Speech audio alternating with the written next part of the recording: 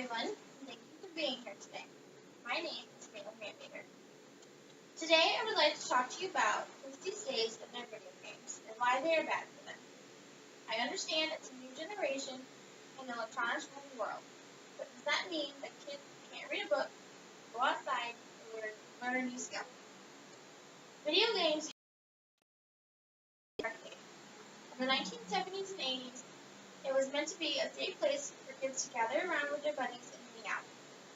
While video gaming used to be something only children and teenagers did, today adults of all ages are taking to it. You can now play a video game on not only an arcade system, but your computer, game console, tablet, and phone. Scientist Douglas A. Gentile, PhD, did a recent study on usage rates of video games using 3,034 children and teenagers. His results showed that the average time spent playing video games was 20 hours per week. 72% of American households played video games. 9% of the 3,034 showed signs of video game addiction. 4% of those kids were categorized as extreme users who played video games for an average of 50 hours per week. Online video games have opened up a whole new world for children. As of 2013, you will find in the Diagnostic and Statistical Manual of Mental Disorders, there is now a disorder called Internet Use Disorder. Online video games range in various categories. The most common one is role-playing action games, such as War of War. Role-playing action games are games where you can log into your account, choose a character, and play in a virtual world as if you were there. The Sims is another one of these games.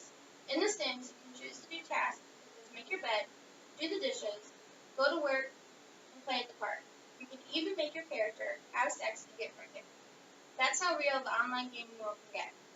Games like these are also available on other game consoles. None of this is good for the youth of today. Violence is in almost every video game.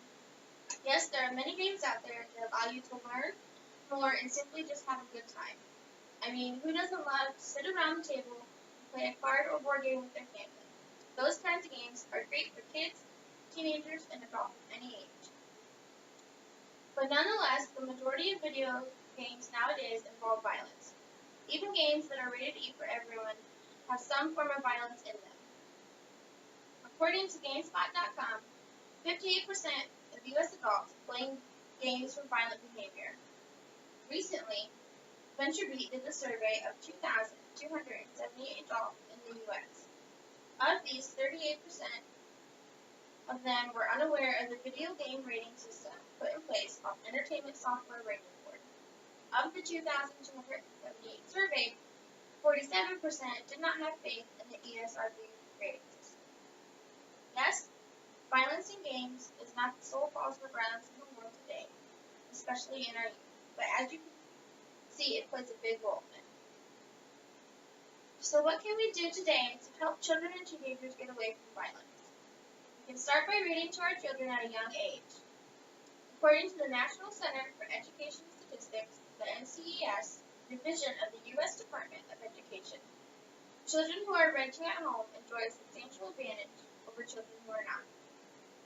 The NCES has reported statistics in children ages 3 to 5 who are rented regularly, such as 60% being able to count higher than 20, 54% can write their own name, and 77% can read or at least pretend to read.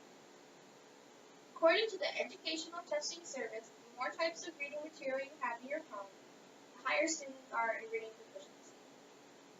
People who can read well are more likely to be an important citizen, communicate effectively, earn a higher salary, and succeed in one's chosen career path. If kids spent half as much time reading as they did playing video games, they could be learning so much more. Another thing we can do is get our kids involved in sports. Sports teaches a child many different things they will need to know for life aside from learning how to just play the sport. There are 4 main important things kids learn from playing a team sport: goal setting, overcoming adversity, building character, and learning how to work with others. According to boystown.org, Sports allow kids to have a safe place to set goals and experience the thrill of achieving them. Gaining this confidence will help them to achieve more throughout the rest of their life.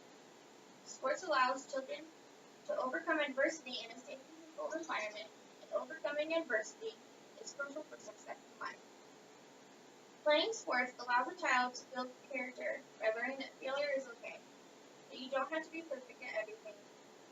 As long as you get back up and try again and never give up on what you are doing. Sports teaches us how to work as a team or even as a leader. Being able to take charge or be part of a team will always be a part of life, and learning at a young age how to do this will allow you to succeed in life. Another topic I want to cover that can help your children away from the violence on a screen is getting them outside. Introduce your children to nature as early as possible. Give them as many chances as you can to enjoy the great outdoors. Get them involved in groups such as Boy Scouts, Girl Scouts, and 4-H groups. Groups that focus on the outdoors, nature, and animals. A child can do much more with their life when they know how to fish, start a campfire, basic survival skills, how to cook, sell, and take care of animals, than when they sit in front of a screen and play a video game. Away from the world, away from nature, and away from people. But most importantly, away from family. Family is the biggest way to keep your child away from violence. Spend time with your child, read to them, play a board game, or teach them something new. Most importantly, keep them away from video games that will desensitize them from the violence that plagues our world today.